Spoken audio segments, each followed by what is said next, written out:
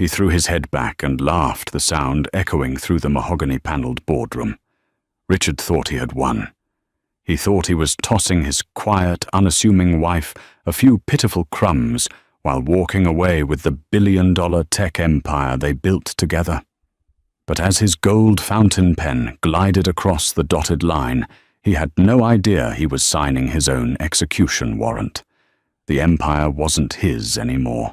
The rain lashed against the floor-to-ceiling windows of the Seattle penthouse, distorting the glittering city skyline into a blur of neon and shadow.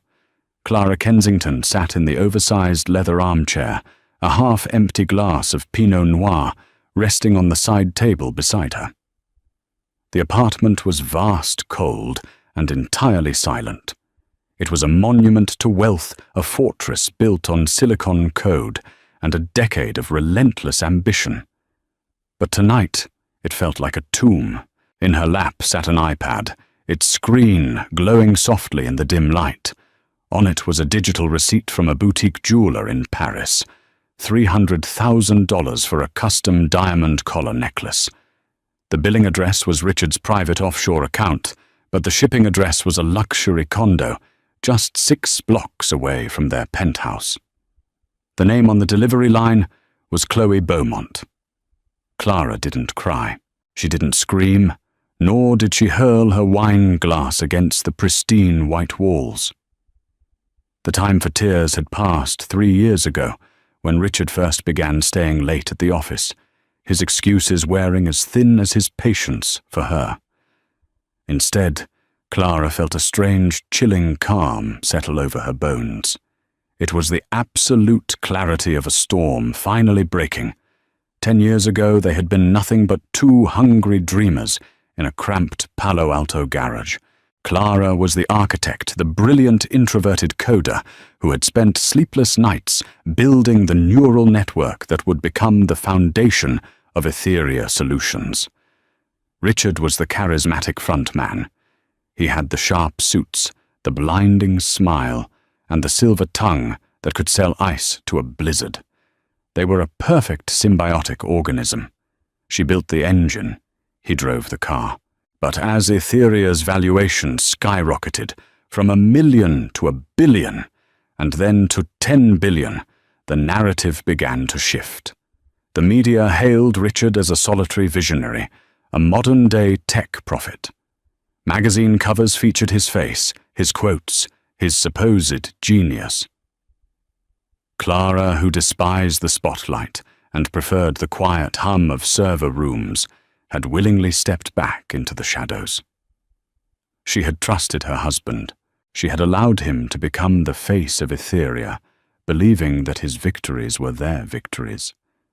Richard, however, began to believe his own press. The man who once brought her coffee at 3 a.m. while she debugged code now dismissed her input in board meetings. He patronized her, referring to her publicly as his supportive wife, rather than Etheria's co-founder and chief technology officer. Over the last 2 years, he had systematically marginalized her role, surrounding himself with sycophants and yes-men who fed his gargantuan ego. And then came Chloe, a 24-year-old public relations executive with raven hair, a penchant for designer labels, and an insatiable appetite for Richard's wealth. Clara had known about the affair for 6 months. She had watched, silent and observant, as Richard grew increasingly reckless. He was arrogant, blinded by the belief that he was untouchable. He believed Clara was entirely dependent on him, a timid woman who would turn a blind eye to his indiscretions to maintain her lavish lifestyle. He couldn't have been more wrong. Clara set the iPad down and picked up her phone. She dialed a number she hadn't called in years. It rang twice before a deep, measured voice answered. "Clara, it's late. Is everything all right?" "Hello, David." Clara said, her voice steady and devoid of emotion. David Harrington was not just a formidable corporate lawyer. He was a shark in a tailored suit, and more importantly, he was Clara's oldest friend from university. He knew the truth about Etheria. He knew who the real genius was. "I need your help," Clara continued, watching the rain streak down the glass. "Richard is going to file for divorce. He doesn't know that I know yet, but he's positioning his assets. I need to make sure that when he drops the hammer, he hits a landmine instead." There was a pause on the other end of the line. When David spoke again, there was a dark, unmistakable amusement in his tone. "I've been waiting for this call for 3 years, Clara. What's the play?" "He thinks I'm weak, David. He thinks he owns the board, the IP, and the future of Etheria. He thinks I'll just take a quiet settlement and fade away." A cold, hard smile touched Clara's lips. "I want to let him believe exactly that, right up until the moment he signs everything away." "We're going to need to look at the corporate structure," David warned. "Richard has been moving funds into holding companies. He's got Gregory Cole representing him. Cole is slick and he's ruthless." "Cole is arrogant, just like his client," Clara countered smoothly. "They look at the surface. They don't look at the foundation. I wrote Etheria's foundational bylaws, David. I structured the original intellectual property trusts before Richard even knew what an LLC was. It's time to activate the contingency plans." For the next 4 hours long, after the city of Seattle went to sleep, Clara and David spoke. They laid out a web of legal strategy, so complex, so flawlessly integrated into the existing corporate structure of Etheria Solutions that it was practically invisible. Clara wasn't just planning for a divorce. She was orchestrating a corporate coup from the inside out. By the time the sun began to rise, painting the cloudy sky in bruised shades of purple and grey, the trap had been meticulously designed. Richard wanted his freedom. He wanted his empire. He wanted Chloe. Clara was going to give him exactly what he asked for, and nothing more. 6 weeks later, the atmosphere in the Kensington household had grown toxic.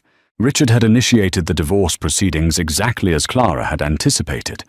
He played the part of the weary, long-suffering executive whose marriage had simply run its course. He was patronizingly gentle about it, treating Clara like a fragile porcelain doll that he was regrettably forced to pack away into storage. "It's just not working anymore, Clara," he had told her, standing in his bespoke charcoal suit, adjusting his cuffs while avoiding her eyes. "We've grown apart. You want a quiet life, and well, my life is Etheria. It's demanding. It's not fair to either of us to drag this out." Clara had played her part perfectly. She had looked down, her shoulders slumped, her voice trembling just enough to sell the performance. "I understand, Richard. Just, please let's keep this out of the press. I don't want a fight." "Of course not," Richard had said, a relieved, almost pitying smile breaking across his handsome face. "I'll make sure you're well taken care of. You won't have to worry about a thing." Behind the scenes, however, Richard and his lawyer Gregory Cole were working feverishly to bleed the marital estate dry before the final asset division. Richard's strategy was textbook corporate greed. He planned to keep his 80% controlling stake in Etheria Solutions, while offloading the core intellectual property, the algorithms that generated 90% of the company's revenue, into a newly formed, wholly owned subsidiary named Omnicorp Innovations. Richard's logic was simple and deeply flawed. He believed that by transferring the assets into a subsidiary before the divorce was finalized, and burying that subsidiary under layers of offshore shell companies, he could devalue the parent company on paper. When the time came to divide the assets, Etheria Solutions would appear to be struggling, its valuation temporarily slashed. He would generously offer Clara a significant cash payout, the Seattle penthouse, and a handful of stock in the struggling parent company, while he secretly retained control of the Golden Goose through Omnicorp. It was a brilliant plan. Or at least it would have been, if Clara hadn't been 3 steps ahead of him. What Richard and his highly paid legal team failed to realize was that they were playing a game on a board Clara had designed. In the early days of the company, to protect their fledgling software from patent trolls, Clara had quietly registered the base code of Etheria's artificial intelligence under a separate holding entity, Valerius Trust. Richard knew about Valerius Trust. What he didn't know, because he had never bothered to read the deeply buried 70-page technical bylaws Clara had drafted a decade prior, was that Valerius Trust held an absolute irrevocable kill switch. If the core IP was ever transferred, licensed, or sold to a third-party subsidiary without the explicit written consent of the original author, of the code ownership of the subsidiary automatically reverted back to the trust. And Clara was the sole executor of Valerius Trust. The trap required a delicate touch to spring. Clara needed an inside man to ensure Richard made the transfer without realizing his fatal error. Enter Beatrice Thorne, Etheria's chief financial officer. Beatrice was a stern, brilliant woman in her late 50s who had watched with growing disgust as Richard transformed from an eager entrepreneur into an insufferable tyrant. Beatrice had always known Clara was the true genius of Etheria.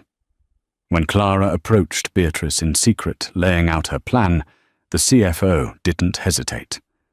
He screamed at me for 20 minutes yesterday because his private jet was delayed, Beatrice had said, stirring her tea in a quiet cafe miles from the office. He's moving the IP to Omnicorp tomorrow. Cole is drawing up the papers. Make sure there are no red flags, Clara instructed, handing Beatrice a sealed manila envelope. Ensure Cole's team uses the standard corporate transfer agreements. Don't let them dig into the historical patent filings. If they use the standard forms, the Valerius clause triggers automatically. And when he signs the divorce papers, Beatrice asked, a small vindictive smile playing on her lips, he'll sign away his rights to Valerius Trust, thinking it's an empty shell company from 10 years ago. Clara replied, her eyes cold. He's so focused on Omnicorp, he'll gladly give me the dust on the floor. The weeks leading up to the final mediation were a masterclass in deception. Clara allowed Richard to feel completely in control. During their preliminary meetings, she sat quietly next to David Harrington, looking exhausted and overwhelmed. Richard, flanked by Gregory Cole and an army of junior partners, was magnanimous. He offered her $20 million in cash, the penthouse, the summer home in Aspen, and a seemingly generous 20% of his remaining shares in Etheria Solutions. It's more than fair, Clara, Richard had said across the polished conference table, glancing briefly at his gold Rolex. He had a dinner reservation with Chloe in an hour. The company is going through a restructuring phase. Valuation is down. This cash ensures you're insulated from the market volatility. Clara had looked at David, who gave a slow, hesitant nod, a practiced piece of theatre. All right, Clara whispered, looking down at her hands. If you think it's fair, Richard, I just want this to be over. Richard had actually sighed with relief. He leaned back in his chair, a triumphant smirk flashing across his face.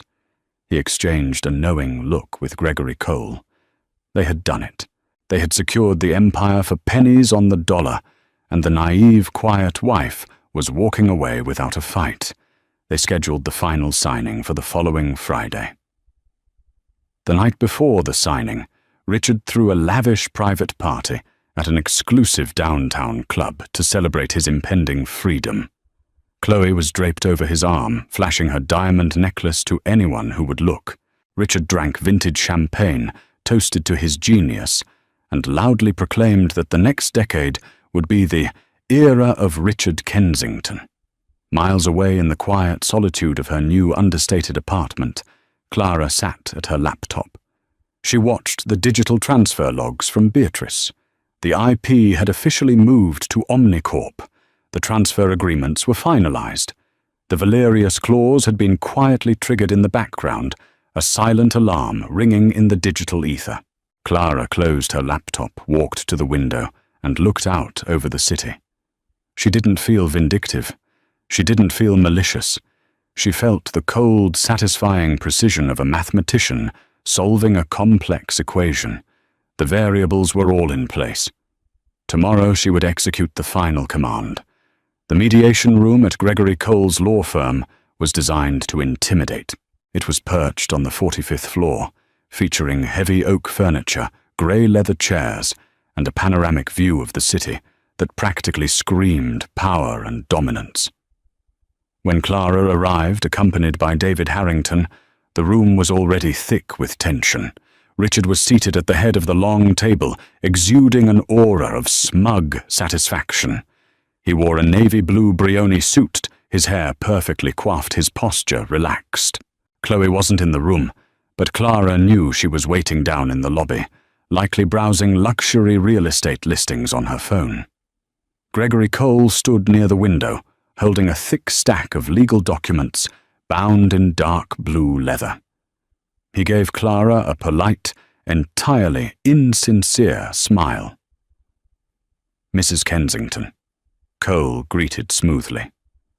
"Mr. Harrington, I believe we have everything in order. If we can get through these signatures, we can all move on with our lives." Clara took her seat quietly. She wore a simple, unstructured beige trench coat over a white blouse, her hair tied back in a loose, unassuming bun. She looked exactly as Richard expected her to look, tired, defeated, and ready to surrender. "Let's get this over with," Richard said, briskly pulling a solid gold fountain pen from his breast pocket. "I have a board meeting at 2. David Harrington opened his briefcase and extracted his own copy of the documents. "We've reviewed the final settlement agreement, Mr. Cole.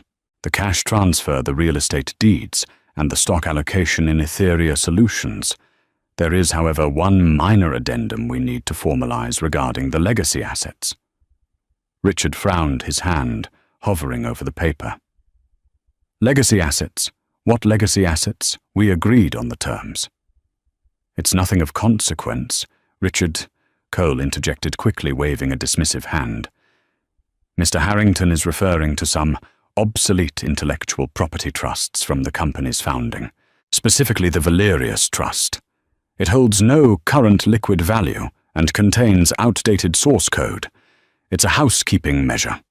Clara has requested full ownership of the trust for sentimental reasons." Richard scoffed, a genuine laugh escaping his lips. "Valerius. God, I haven't thought about that in a decade. That's the garbage code you wrote in the Palo Alto garage, isn't it?" Clara looked up, her expression mild. "It was the foundation, Richard. I'd like to keep it." "Be my guest," Richard chuckled, shaking his head in disbelief. He looked at Cole. "Are you telling me we're holding up the signing over a dead LLC, just crossing the T's and dotting the I's?" Richard had say. Cole assured him, pushing a specific page across the table. "By signing this addendum, you relinquish any and all future claims to Valerius Trust and its subsidiaries, assigning sole ownership to Clara." Richard didn't even read the paragraph. He was too consumed by his own arrogance, too eager to walk out the door and into his new life. He brought the gold pen down and scrawled his signature across the line with a flourish. "There," Richard said, sliding the paper back. He picked up the main divorce decree. "Now for the main event." For the next 20 minutes, the room was filled with the rhythmic scratching of pens on paper. Pages were flipped, signed, and notarized. Richard signed away the penthouse, the cash, and the fractional Etheria shares. Clara signed away her rights to his future earnings, his offshore accounts, and her claim to the Etheria holding company. When the final document was notarized, a heavy silence fell over the room. Richard sat back, capping his fountain pen. He looked at Clara and for a brief second, something resembling pity flashed in his eyes. "Well," Richard said, exhaling sharply. "It's done. I'm sorry it had to end this way, Clara. Truly. But you'll be fine. You've got more money than you could ever spend, and you can finally have that quiet life you always wanted." He stood up, buttoning his suit jacket. He looked around the room feeling like a conqueror. He had successfully hidden Omnicorp. He had kept his empire. He was a billionaire, free of the dead weight of his past. He threw his head back and laughed, a booming, condescending chuckle that echoed off the glass walls. "You really should have negotiated harder, David." Richard threw at Clara's lawyer. "But I guess she was always just the quiet partner." David Harrington didn't blink. He slowly closed his briefcase, the metallic click snapping through the room. "We negotiated exactly for what we wanted, Richard." Clara stood up. The slouch in her shoulders vanished. Her posture straightened, and suddenly the tired, defeated woman was gone. In her place stood the sharp, calculating architect who had built a multi-billion-dollar algorithm from scratch. She looked Richard dead in the eye, and the icy intensity in her gaze made his laughter die in his throat. "You're right about one thing, Richard," Clara said, her voice entirely different now, steady, resonant, and dripping with authority. "I always was the quiet partner. Because while you were busy talking to the press, I was busy reading the contracts." Richard frowned, a flicker of unease twisting in his gut. "What are you talking about?" Clara picked up the executed copy of the Valerius Trust addendum. She folded it neatly and slipped it into her purse. "Omnicorp Innovations," Clara said softly. The name hit the room like a physical blow. Richard froze. Gregory Cole's head snapped up from his paperwork, his face instantly draining of color. "How do you know that name?" Richard demanded, his voice suddenly sharp. "I know it," Clara replied smoothly, walking toward the door. "Because as of 10 minutes ago, I own it." "That's impossible," Richard snapped, stepping forward. "Omnicorp is a wholly owned subsidiary of my offshore trust. It has nothing to do with you." David Harrington stepped in, pulling a thick bound document from his briefcase and tossing it onto the mahogany table. It landed with a heavy thud. "Actually, Richard, it has everything to do with her," David said, his tone dripping with professional satisfaction. "When you and Mr. Cole transferred the core Etheria intellectual property to Omnicorp last week, you violated the foundational bylaws of the Valerius Trust. The code you transferred was tethered to a reversion clause." Gregory Cole scrambled toward the table, frantically flipping open the document David had thrown down. His eyes scanned the pages, darting back and forth as pure panic set in. "A reversion clause," Clara clarified, her hand on the doorknob. "Any unauthorized transfer of the Etheria Core IP triggers an immediate forfeiture of the subsidiary receiving the assets. The ownership of Omnicorp defaulted to the Valerius Trust the moment you made the transfer. And you, Richard," she offered him a smile that was sharp enough to draw blood, "just signed over your entire uncontested ownership of the Valerius Trust to me. And you laughed while you did it." "You're bluffing," Richard whispered the words, barely making it past his lips. The blood had completely drained from his face, leaving his artificial tan looking sallow and sickly under the harsh, fluorescent lights of the conference room. Clara didn't turn around. She kept her hand on the heavy brass doorknob, her posture relaxed but unyielding. "Check the SEC filings for Omnicorp, Richard. Check the metadata on the source code transfer. And while you're at it, have Mr. Cole explain the nuances of Delaware corporate law regarding conditional IP assignments. It's all there, black and white." She opened the door and stepped out into the hallway, David Harrington close behind her.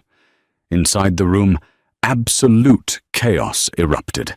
Gregory Cole practically tore the leather binding off the settlement agreement, his hands shaking as he scoured the fine print of the Valerius addendum. "Cole!" Richard roared, his composure shattering like cheap glass. "What the hell is she talking about? Tell me she's lying. Tell me you didn't just let me sign away my company." Cole's face was a mask of sheer horror. He traced a manicured finger over the paragraph Clara had highlighted. "Oh, God," Cole breathed, sinking into his leather chair. "The language, it's a Trojan horse. It's disguised as a standard liability waiver for obsolete assets, but it explicitly references a master document filed in 2014, the Valerius Foundational Trust." "I don't care about a document from 10 years ago." Richard slammed his fists onto the mahogany table, making the water glasses rattle. "Fix it. File an injunction. Call Judge Orris. Call anyone we stop the transfer." "I can't stop a transfer that already happened," Richard warned. Cole yelled back, his own professional veneer cracking. "You executed the IP move to Omnicorp on Wednesday. The reversion clause was automatic. It didn't require a judge. It was an embedded smart contract in the corporate charter. Omnicorp defaulted to Valerius, and you just signed Valerius to her. It's bulletproof. I've never seen anything like this." Richard staggered backward, his breath coming in short, erratic gasps.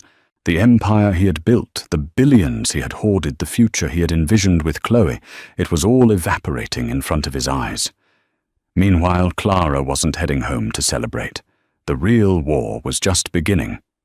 An hour later, the executive board of Etheria Solutions was scheduled to meet on the 52nd floor of the Bank of America Tower.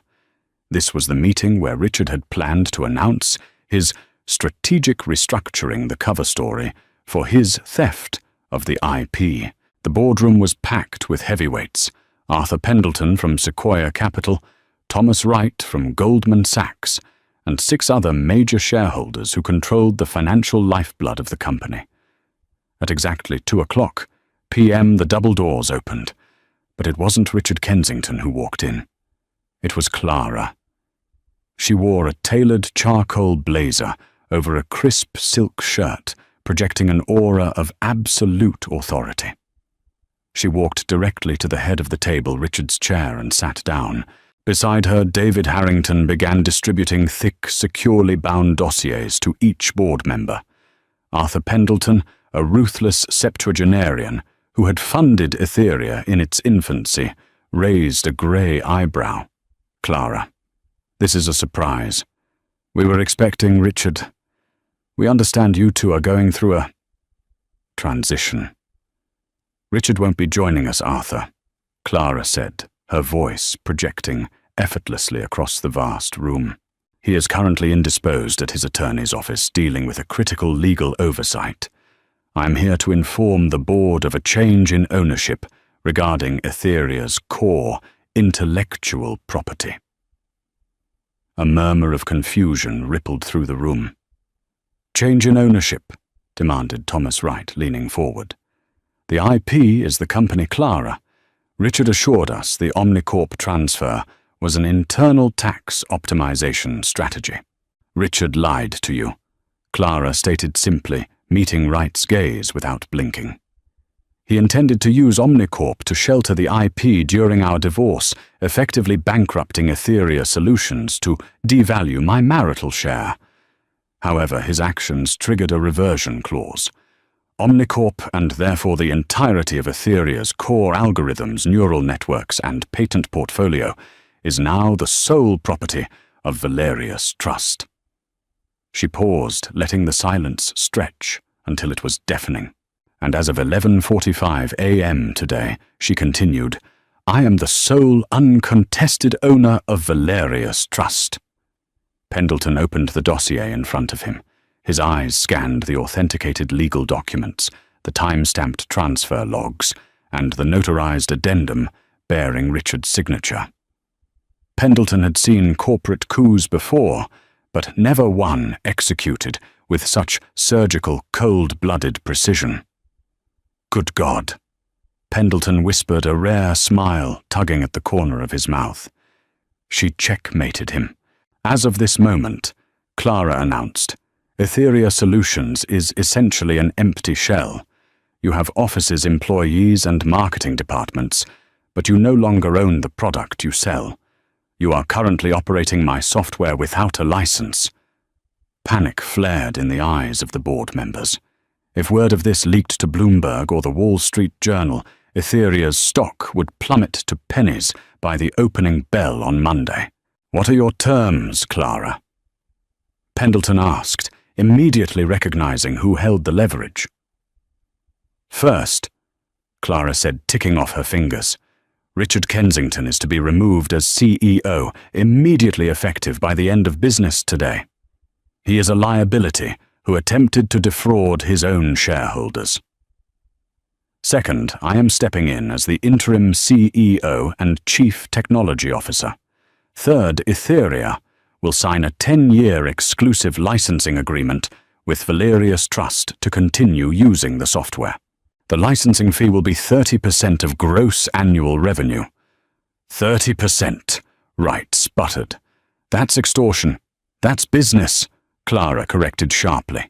You can accept my terms, or I can walk across the street and license the algorithm to our biggest competitor and Etheria files for Chapter 11 by next Friday.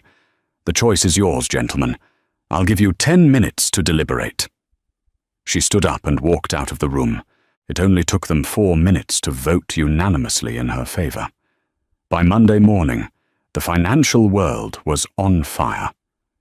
The Wall Street Journal ran the exclusive story on its front page, The Billion-Dollar Blunder, How Etheria's CEO Signed Away His Empire in a Divorce Settlement. The article detailed the spectacular hubris of Richard Kensington, laying bare his attempt to hide assets and the brilliant, devastating trap sprung by his quiet, reclusive wife. Richard was holed up in his secondary luxury condo, the one he had bought for Chloe. He hadn't slept in 3 days. The floors were littered with discarded takeout boxes, empty bottles of Macallan Scotch, and stacks of useless legal briefs. "Richard, my phone won't stop ringing," Chloe shrilled, pacing the length of the living room in a silk robe. "My publicist says I'm a laughing stock.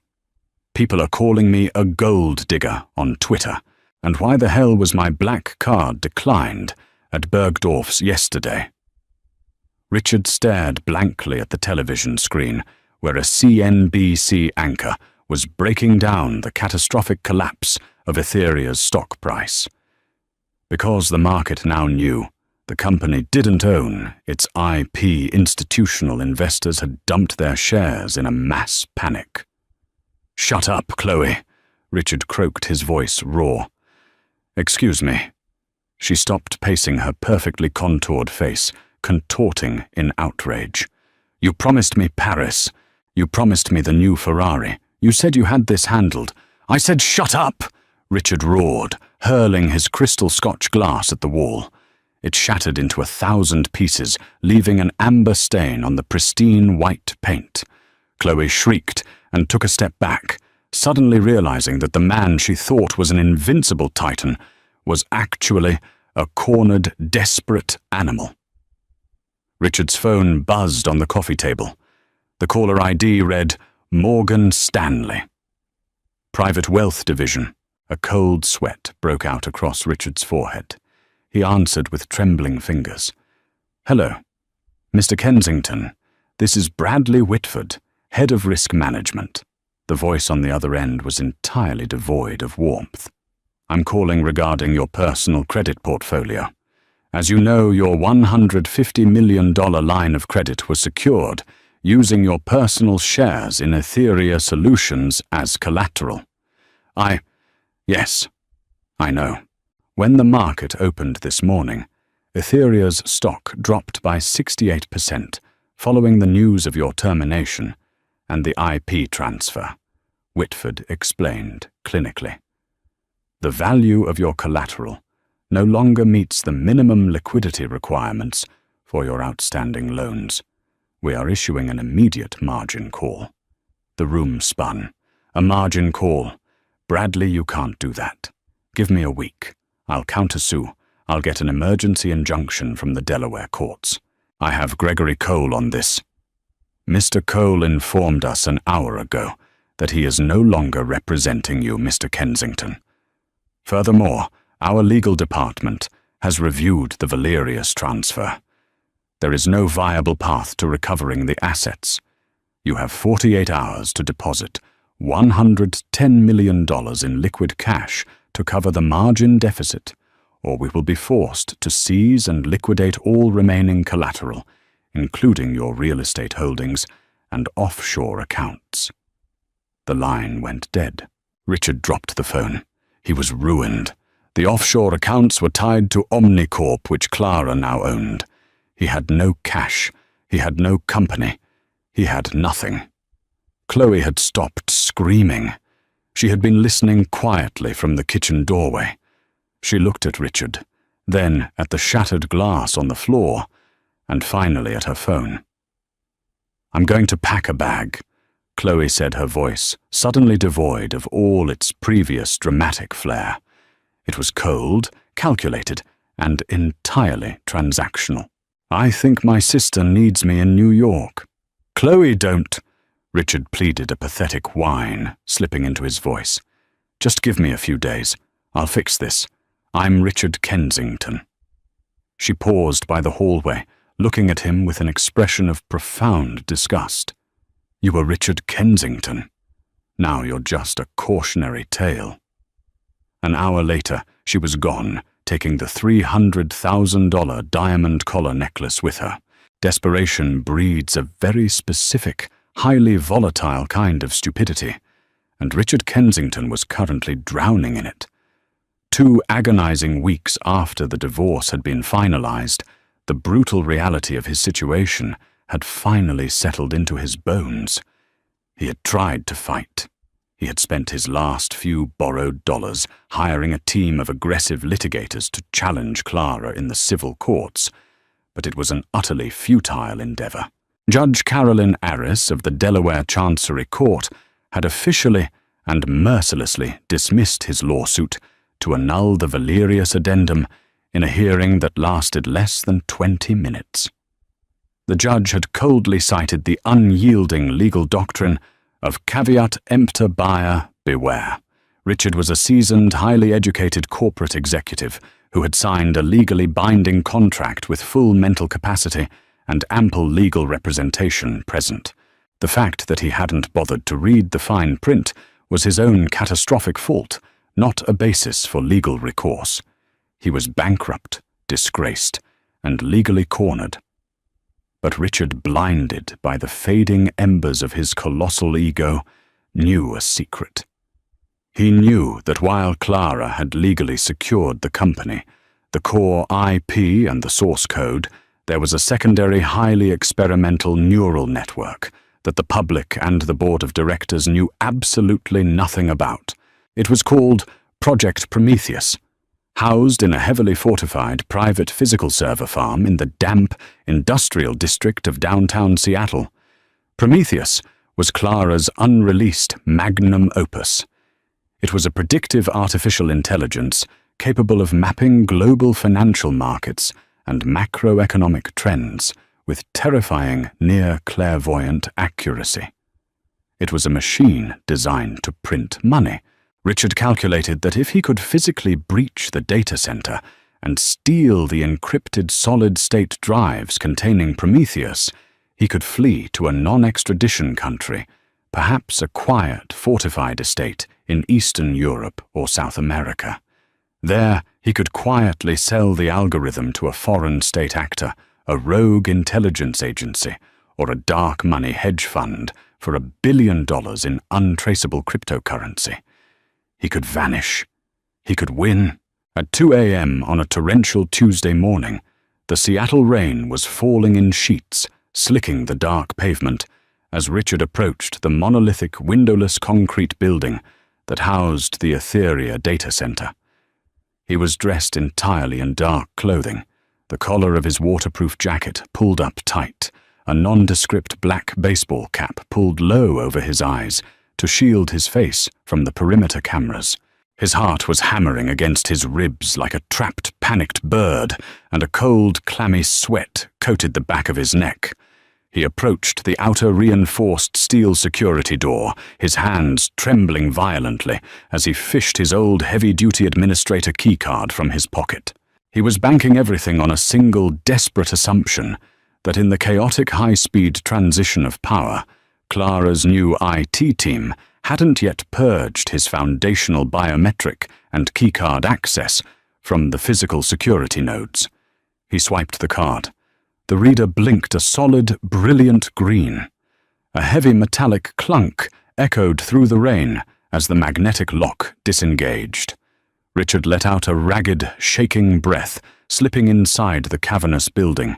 He was a genius, he told himself, navigating the maze of humming, blue-lit server racks. The air inside the data center was frigid, aggressively conditioned to keep the massive banks of processors from overheating, and it smelled faintly of ozone and hot silicon. He moved with practiced urgency, slipping past the primary storage clusters until he reached the isolated reinforced cage at the very back of the facility, the vault holding Project Prometheus. He bypassed the secondary keypad with an old master code slipping into the narrow enclosure. The master terminal sat waiting in the dark. Richard quickly pulled a heavy military-grade encrypted hard drive from his backpack and plugged it into the high-speed transfer port. His fingers flew across the mechanical keyboard, running a buried bypass script he had saved months ago just for an emergency like this. The screen flickered to life, the harsh light casting deep skeletal shadows across his gaunt face. Transferring 10%, 25%, 45%. Richard grinned in the suffocating darkness, a manic, breathless sound escaping his throat. He was going to beat her. Clara thought she was so incredibly smart, so meticulous, but she had left the back door wide open. He watched the progress bar surge forward, calculating the exact route he would take to the private airstrip, where a chartered flight was waiting to take him across the border. Transferring 80%, 95%, 99%, 100%. Download complete. He had it. $1 billion in the palm of his hand. He yanked the drive from the port, the metal casing warm to the touch, and shoved it deep into his waterproof backpack. He zipped it up, turned on his heel to leave, and took exactly one step toward the exit. Suddenly, a deafening crack echoed through the facility as the massive banks of overhead fluorescent lights snapped on simultaneously, instantly flooding the cavernous room with blinding interrogation-level brightness. Richard froze, dropping his backpack, throwing a hand up to shield his retinas from the sudden, agonizing glare. "You always were entirely predictable, Richard." A calm, resonant voice echoed through the silence of the server aisle. Richard lowered his hand, blinking rapidly as his vision cleared. His blood ran instantly to ice. Standing at the far end of the aisle, perfectly framed by the towering rows of servers, was Clara. She wasn't wearing a trench coat or looking defeated. She wore a tailored black blazer, her posture impossibly straight, her expression an impenetrable mask of absolute authority. But she wasn't alone. Flanking her were two heavily armed tactical corporate security guards, and standing just a step ahead of them was a stern-looking man wearing a navy blue windbreaker with the bright yellow letters FBI emblazoned across the chest. What are you doing here?" Richard stammered, his voice cracking, sounding small and pathetic over the deep hum of the cooling fans. His mind frantically tried to process the impossible scene in front of him. "I'm the CEO, Richard. I monitor all network activity," Clara said, stepping slowly down the aisle toward him. Her heels clicked rhythmically against the raised floor tiles. There was no anger in her voice, only a profound, chilling pity. "Did you really think I would overlook something as rudimentary as your physical access codes? Did you really think, after everything that has happened, I wouldn't leave a honeypot server active just to see if you were stupid enough to try and steal from me again." Richard looked down at his backpack, his eyes wide with rising terror. "The drive. That drive you just downloaded doesn't contain the Prometheus neural network," Clara explained, softly stopping a few feet away from him. "It contains 3 terabytes of randomized, useless junk data. But more importantly, it contains a highly aggressive, military-grade tracking malware that instantly pinged the Cybercrimes Division of the Federal Bureau of Investigation the exact moment you initiated an unauthorized data transfer on a restricted, federally protected corporate server." The FBI agent stepped forward, his face like carved granite, pulling a pair of heavy steel cuffs from his belt and flashing a gold badge. "Richard Kensington, you are under arrest for corporate espionage, severe violations of the Computer Fraud and Abuse Act, and grand larceny. Keep your hands where I can see them, and turn around." As the agent spun him around, the rough, freezing steel of the handcuffs clicked ruthlessly around his wrists, locking tight. The finality of the sound shattered whatever delusion Richard had left. His knees buckled completely, unable to support his weight. He collapsed to the floor, the cold, anti-static tile pressing harshly against his cheek. He looked up at Clara through a blur of tears, the woman he had severely underestimated, patronized, and betrayed for years. He searched her face for a gloating smirk, for a sign of vindictive joy. But there was none. There was only the cold, unyielding reality of consequence. "Why?"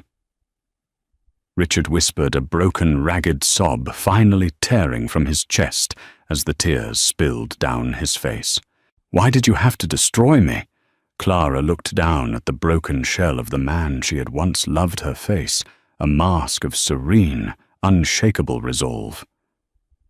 "I didn't destroy you, Richard. I just handed you the pen. You wrote your own ending." 6 months later, the violent tremors that had violently reshaped the Seattle corporate skyline had finally settled into a quiet, unyielding permanence. The dust had cleared, and the landscape was utterly transformed. For Richard Kensington, the descent from a tech deity to a disgraced federal inmate was not just absolute. It was a slow, agonizing lesson in gravity. He was currently housed in the SeaTac Federal Detention Center, a stark, brutalist concrete structure that stood in agonizing contrast to the glass and steel penthouses he once commanded. Unable to post the staggering $10 million cash bail, a direct consequence of his offshore accounts being frozen and subsequently seized by the Department of Justice, Richard spent his days in a 6-by-8-foot cell. The man who had once worn bespoke Brioni suits, tailored in Milan, now wore the standard-issue scratchy khaki uniform of the federal penal system.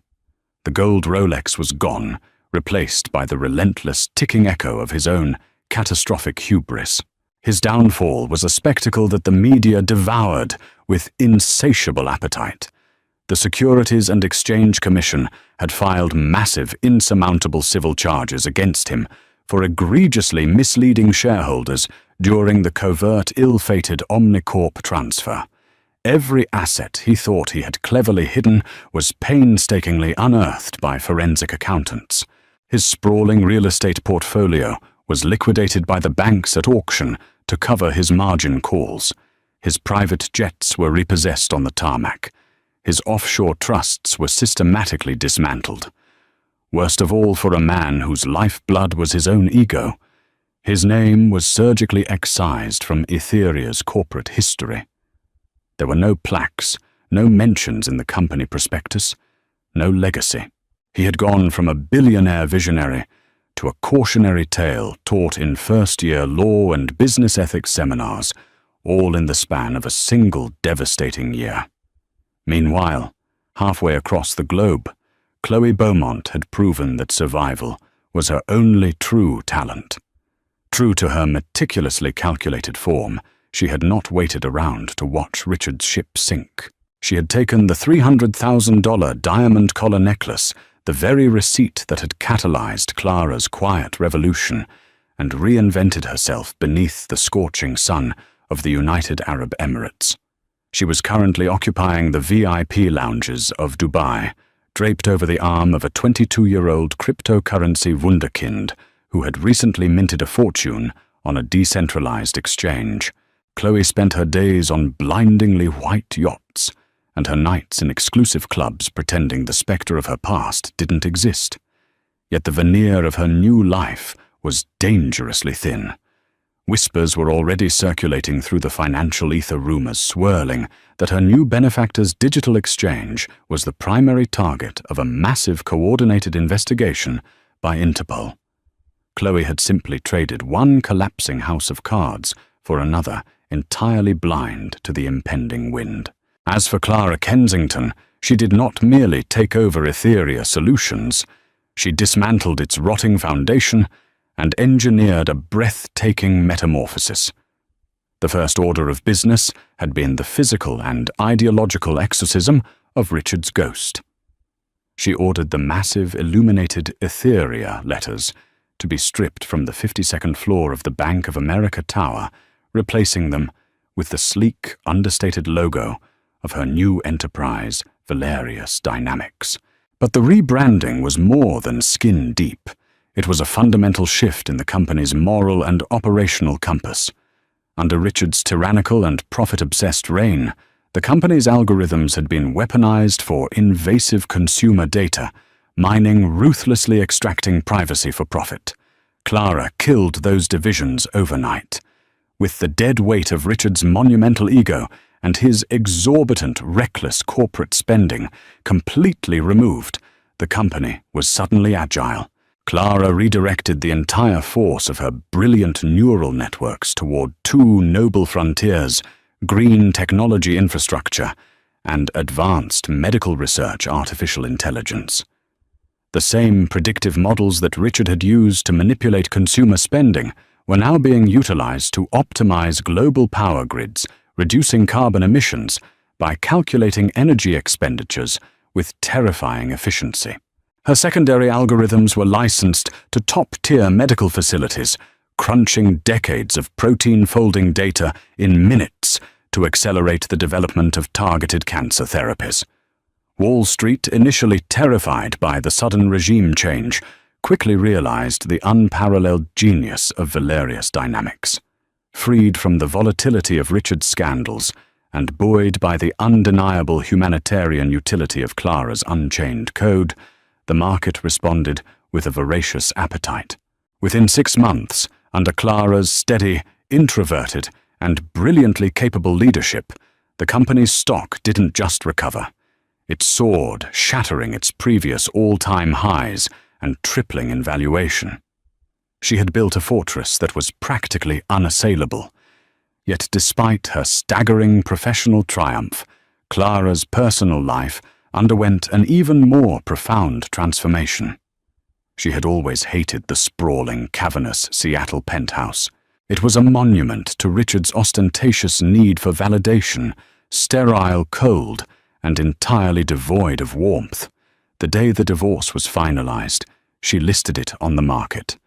In its place, she purchased a breathtaking, meticulously restored Victorian home, nestled quietly on the edge of Lake Washington. The new house was everything the penthouse was not. It was grounded, historical, and deeply intimate. It smelled of rich mahogany beeswax and the damp, sweet scent of the surrounding pine trees. She spent weeks curating the space, but her true sanctuary was a massive sunlit room overlooking the grey, rippling waters of the lake. She deliberately designed this space as a physical antithesis to her digital life. There were no humming servers in this room, no holographic displays, no boardroom politics, and absolutely no lies. The walls were lined floor to ceiling with actual physical books, leather-bound classics, dense treatises on philosophy, and biographies of history's quietest architects.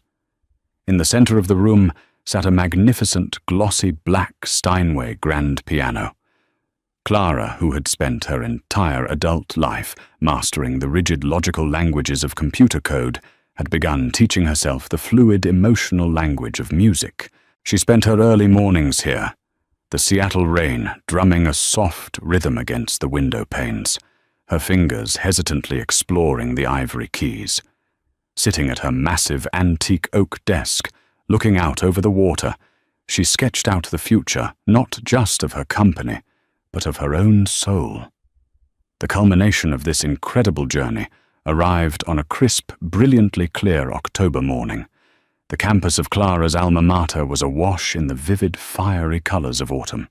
Crimson gold and burnt orange leaves drifted down from the ancient oak trees, carpeting the walkways where thousands of eager students, faculty and alumni were gathered.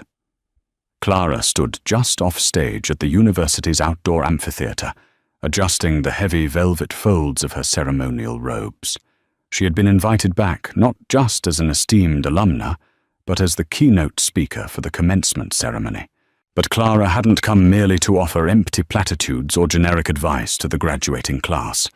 She had come to change the landscape. When her name was announced, the applause that rolled across the sprawling lawn was nothing short of deafening. Clara walked to the wooden podium, looking out over the sea of bright, hopeful faces. She didn't possess Richard's booming theatrical charisma, but she didn't need it. When she spoke, her voice was clear, resonant, and carried the undeniable weight of a woman who had walked through fire and emerged forged in steel. She spoke of the silent architects of the world.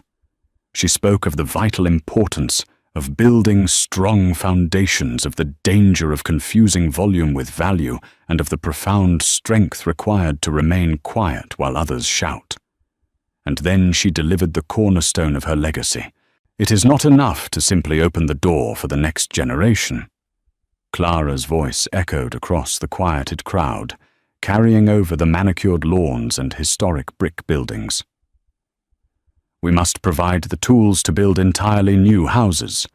To that end, I am incredibly proud to announce the creation of the Valerius Endowment. As of this morning, a fund of $100 million has been established, specifically designed to provide full-ride scholarships, research grants, and venture capital specifically for young women pursuing advanced degrees in computer science, ethical artificial intelligence, and structural engineering. A collective gasp swept through the audience, immediately followed by an explosion of applause. Students leapt to their feet, professors cheered, and the sheer magnitude of the endowment washed over the crowd. Clara looked at the young women in the front rows, their faces illuminated with shock joy and sudden tangible possibility. For the first time in her life, as the thunderous ovation washed over her, Clara felt a profound, untouchable sense of peace. She had navigated the ultimate betrayal. She had faced the darkest, most terrifying storm a person could endure, the systematic dismantling of her life by the person she trusted most.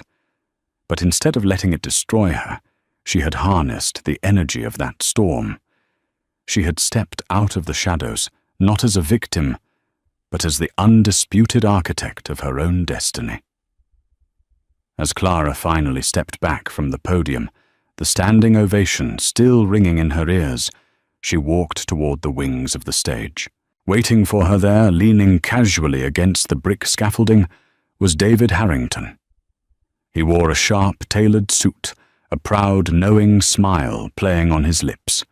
He had been there in the cramped apartment the night she discovered the receipt. He had been there in the suffocating tension of the mediation room, and he was here now, standing at the summit of her victory. Without a word, David reached behind him and produced a chilled bottle of vintage champagne and 2 crystal flutes. He popped the cork with a soft, celebratory sigh that was almost lost beneath the roar of the crowd still cheering her name. He poured the sparkling golden liquid and handed a glass to Clara. He raised his flute, his eyes locking onto hers with a depth of respect that words could scarcely capture. To the quiet ones, David toasted his voice, a steady grounding anchor amidst the surrounding jubilation. He clinked his glass against hers, a sharp, clear ring that sounded like a bell of absolute victory. Clara smiled, a genuine, radiant expression that reached all the way to her eyes. She took a slow sip. The champagne was crisp, icy cold, and tasted like absolute, unadulterated freedom.